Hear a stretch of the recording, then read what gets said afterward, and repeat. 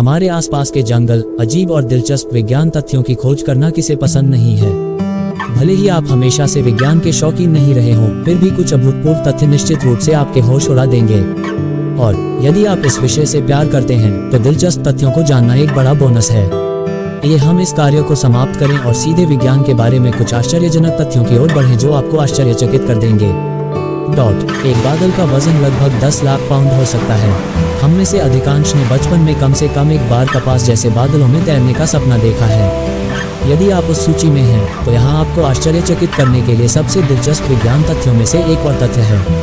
अमेरिकी भूवैज्ञानिक सर्वेक्षण की रिपोर्ट के अनुसार एक बादल का वजन लाखों पाउंड तक हो सकता है।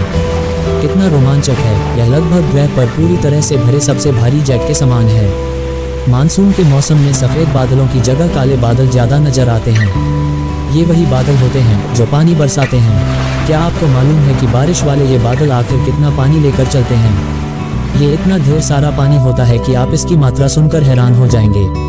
वैज्ञानिकों का अनुमान है कि 1 वर्ग मील के क्षेत्र में गिरने वाली 1 इंच बारिश 17.4 मिलियन गैलन पानी के बराबर होती है। इतना पानी लगभग 143 मिलियन पाउंड वजन का होगा। कितनी तरह के होते हैं बादल? बादल के मुख्य तौर पर 3 तरह के होते हैं: सिरस, क्यूमुलस और स्ट्रेट्स। इन नामों को बादलों की प्रकृति और आकार के आधार पर रखा गया है। ऊंचाई पर उड़ने वाले सबसे सामान्य बादल सिरस कहलाते हैं। सिरस का अर्थ है गोलाकार। इन्हें लगभग रोज आसमान में देखा जा सकता है। ये बादल हल्के और फुसफुसे होते हैं। ये बर्फ के कणों से बने होते हैं। यहाँ तक कि गर्मी के मौसम में दिखने वाले बादलों में भी बर्फ के कण होते हैं, क्योंकि उतनी ऊंचाई पर काफी सर्दी होती है। बादल क्यों फटते हैं? बादल का फटना बारिश का एक चरम रूप है। सामान्य तौर पर बादल फटने से मूसलाधार बारिश होती है। इस दौरान इतना पानी बरसता है कि क्षेत्र में बाढ़ जैसी स्थिति उत्पन्न हो जाती है। बादल फटने की घटना अमूमन पृथ्वी से 15 किलोमीटर की ऊंचाई पर घटती है। इसके कारण होने वाली वर्षा लगभग 100 मिलीमीटर प्रति घंटा की दर से होती है। कुछ ही मिनट में 2 सेंटीमीटर से अधिक वर्षा हो जाती है, जिस कारण भारी तबाही होती है।